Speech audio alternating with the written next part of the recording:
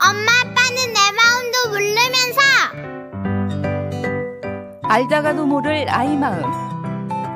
자녀에 대한 모든 고민을 속 시원히 풀어드립니다. 내 아이를 부탁해.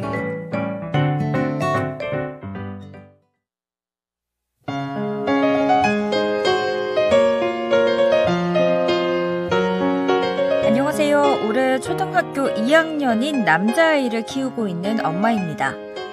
뉴스에서 왕따나 학교폭력 이야기가 나오면 어떤 부모든 가슴이 철렁할 텐데요.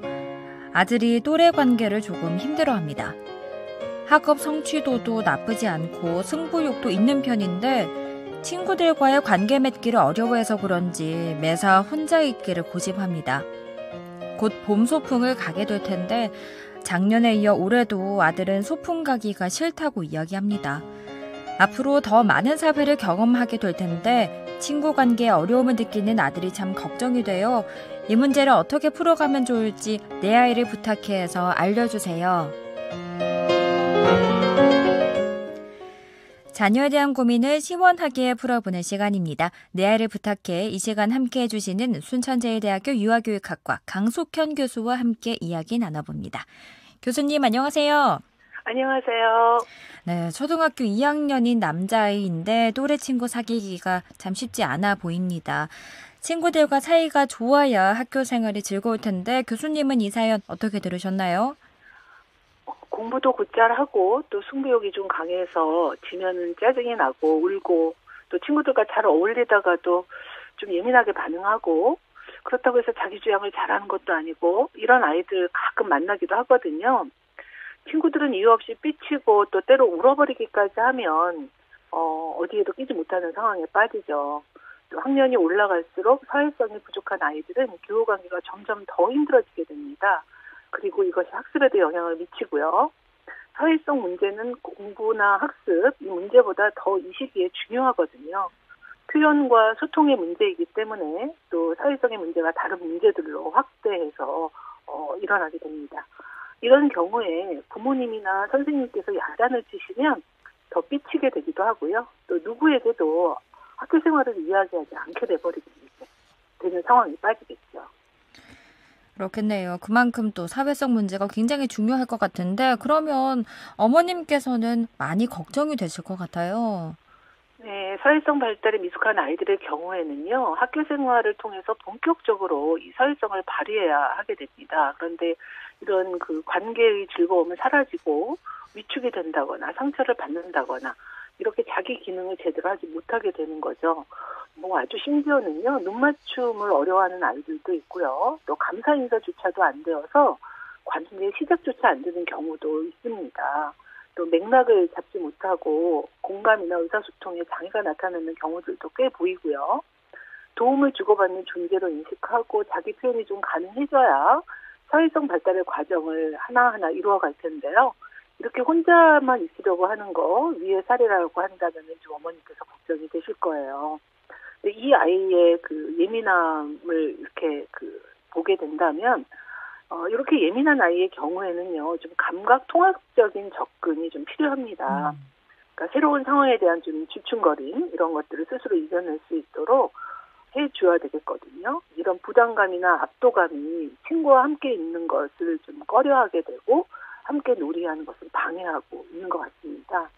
그래서 이런 아이들에게는 좀 점차적으로 놀이 자극을 주고요. 활동량을 좀 더 늘려줘 가면서 이 아이의 감정부터 읽어주고 아이의 수행을 좀 도와주시는 그런 방식으로 찾아가시면 좋을 것 같습니다. 그렇군요. 특히나 이 초등학교 저학년이야말로 정말 본격적으로 사회성이 꼽히는 시기가 아닐까 싶거든요. 어떤가요? 초등학교 저학년 아이들은요, 선생님과의 관계가 아주 중요합니다.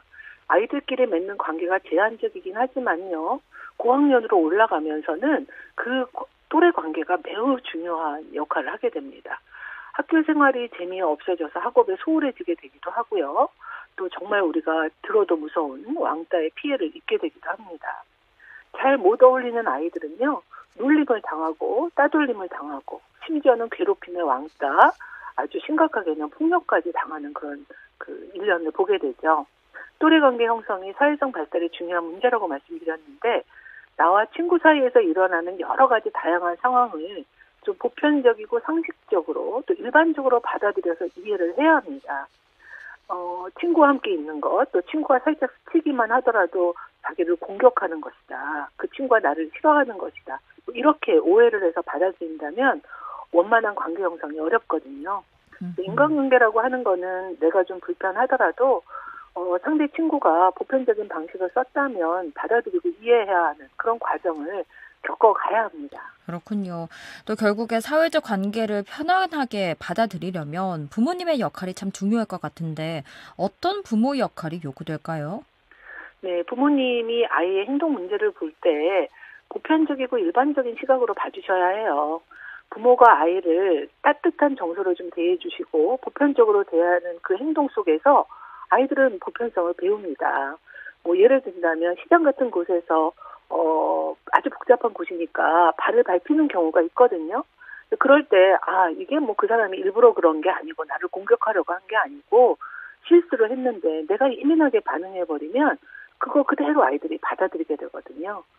유치원식이라고 한다면 친구가 조절을 못해서 툭 치게 된 것을 예민하게 받아들이는 경우에는 당분간 원에 등원을 하지 않고 좀 데리고 있는 것도 방법이에요.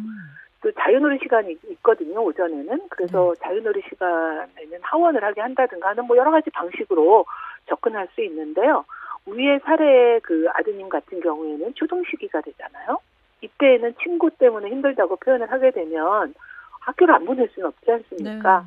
그래서 관계가 좋지 않다는 친구를 불러서 함께 놀이할 수 있는 기회를 집에다 좀 마련해 주신다든가 그렇게 되면은 어떤 상황에서 부딪히는지 또 어떻게 속상해서 이것을 풀어가지 못하는지 또 엄마가 놀이를 함께 해결하면서 해결하는 방법을 알려주시기도 하고요. 또 친구가 집으로 돌아간 후에 그 상황에 대해서 함께 대화를 좀 나눠보시는 거 이것이 좋겠거든요.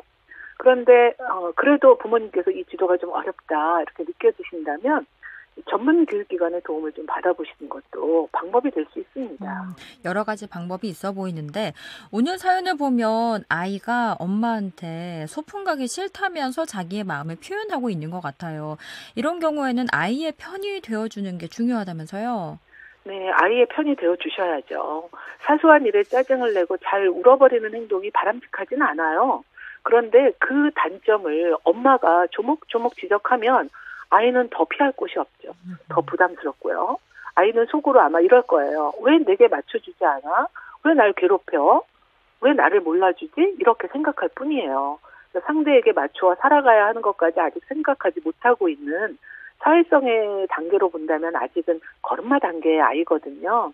그래서 꾸짖지 마시고요. 꾸짖으면 더 숨어버리고 자신이 발달하지 못한 이유를 알 수가 없게 되기 때문에 이때는 부모님께서 아이를 교육을 하겠다 이렇게 하시지 말고 일단 아이의 편이 되어주시라는 겁니다. 이렇게 말씀드리면 오해하시거든요. 잘못한 것을 그럼 옳다라고 하라는 것이냐. 그게 아니고요. 내가 누군가에게 조언을 받을 때 그때를 한번 생각해 보세요. 그때의 대화의 방식을 떠올리신다면 아이의 편이 된다는 것이 어느 선인지를 이해하실 겁니다. 네.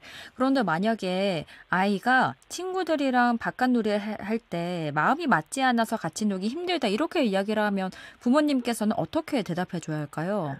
그럴 때는요. 너가 많이 힘들었겠다. 그래 속상하지? 하고 충분한 위로를 해주셔야 돼요. 근데 그냥 위로로 끝내주시면 안 되고요. 그 다음에 그 아이에게 방법을 알려주셔야 합니다. 너가 아직 모르는 게 있는데 친구가 건드리면 기분은 좀 상하지만 나도 그럴 수 있었으니까 별거 아니야. 이렇게 생각하고 그냥 넘어가야 해. 실수로 그런 건 그냥 참아주면 좋겠다. 엄마도 처음엔 그걸 잘 몰라서 잘 못했었어. 그런데 생각하고 나니까 그렇게 하는 게 더 마음이 편하더라고. 속상할 일도 없고. 이렇게 하면서 아이가 좀 받아들일 수 있는 방식으로 이야기를 풀어가 보시면 어떨까 싶습니다. 왜냐하면 강하게 엄마가 훈육을 하신다고 해서 아이들이 더 빨리 알아듣는 게 아니에요. 아이들의 변화는요, 시간이 많이 걸립니다. 그리고 한 번 이렇게 대화했다고 해서 아이가 고치지 않아요. 수십 번 들려주셔야 합니다. 그렇기 때문에 이왕이면 좀 듣기 좋게 그렇게 대화를 나눠주시면 좋겠습니다. 그런데 이렇게 이야기로만 또 그친다면 아이 입장에서는 답답할 수 있을 것 같거든요. 자녀랑 함께 충분히 대화를 했다면 그 다음엔 어떤 활동을 해보면 좋을까요? 말로만 끝내는 것이 아니고요. 뭐 노트에다가 문제가 생긴 상황을 한번 적어봅니다. 아이한테 적으라고 하시지 말고요. 엄마가 노트에다 메모를 하시는 거예요. 그래서 아이에게 그때 기분 그리고 새로운 방법, 해결할 수 있는 새로운 방법 한번 생각해보자 하면서 엄마가 메모를 해 나가는 거죠. 그리고 현실에서 실천해낼 수 있도록 실마리를 주시는 거예요. 자기 주장을 올바르게 할 수 있는 방법이 뭘까? 또 뜻대로 안 되는 상황 어떻게 받아들일 수 있어? 갈등 해소 방법에는 뭐가 있지? 이렇게 해서 방법을 하나하나 이야기를 하면요. 많이 칭찬해 주시고요. 같이 차를 마시는 시간을 가지셔도 좋을 것 같습니다. 저희는 집안에서 티타임을 가진 적이 있었거든요. 네. 아이도 함께 미지근한 차를 함께 마시면서 차분하게 앉아서 이야기를 하면 속 얘기를 막 꺼내더라고요. 그래서 아이도 이해하고 또 엄마가 자기를 지지하고 있다는 느낌을 가질 수가 있거든요. 한번 조용한 그 편안한 공간에 티타임을 한번 해보시는 것도 좋을 것 같습니다. 아이들의 갈등이 그냥 싸우면서 크는 거지 뭐 이렇게 방치하시는 분도 계시거든요. 절대 그렇게 하시면 안 되고요. 자기중심적인 시기에 나타나는 갈등은 불가피하다는 걸 알지만 이것을 잘 해소하는 방법을 배워가야 한다는 거. 그리고 그것을 도와주는 것이 바로 부모님의 역할이라는 것을 꼭 잊지 말아주셨으면 좋겠습니다. 네, 그리고 앞서서도 한번 언급을 해주셨는데 부모님께서 일상을 보낼 때 작은 일에 과민하게 반응하진 않는지 생각해 볼 필요가 있다면서요. 네, 모델링 말씀드렸죠. 혹시라도 내가 작은 것에 과민 반응한 적은 없었나? 한번 살펴봐 주셨으면 해요. 왜냐하면 아이들은 부모의 행동과 태도를 보고 그대로 따라서 배웁니다. 우리 모델링이라고 하죠. 당장 잘할 수 있는 일이라고 하는 것은요. 그 아이를 고치려고 강하게 훈육하는 것이 아닙니다. 내가 먼저 변화하면 아이들에게 좋은 변화를 이끌어줄 수 있게 된다는 것입니다. 네, 사실 사람과 관계를 맺는다는 게 참 어른들도 힘든데 그래서 아이들은 오죽할까 싶어요. 그럼에도 부모님께서 사회적인 스킬을 알려주신다면 아이는 조금 더 편해지지 않을까 싶은데요. 사람들이 표현하는 미묘한 감정의 표현들을 좀 알려주셔야 해요. 그래서 그걸 이해하도록 지도해 주셔야 되고요. 그리고 나의 부정적인 감정을 올바르게 표현하는 방법도 익힐 수 있어야 됩니다. 타인의 관점을 제대로 이해하는 데는 나이가 들어야 하거든요. 3세 이후가 되어야만 이런 자기중심성에서부터 조금씩 벗어납니다. 완벽해지지 않고요. 아주 실수를 통해서 조금씩 다른 사람의 관점을 이해해 나가도록 이렇게 학습하게 되거든요. 반복적인 사회성 훈련 경험을 통해서 즐거움을 느껴보는 것, 또 내가 나의 감정을 표현하는 것을 효과적으로 하는지, 또 다른 사람 입장에서 공감하고 소통하는지, 그래서 관계가 잘 형성될 수 있는지, 이런 것들을 잘 살펴주셔야 합니다. 가끔 이런 이제 면담을 하게 되면 어떤 부모님은 그러시거든요. 아니, 부모님이 이런 것까지 해야 되는가? 라고 이렇게 물어보세요. 그러면 제가 이제 웃으면서 말씀드립니다. 안 하셔도 돼요.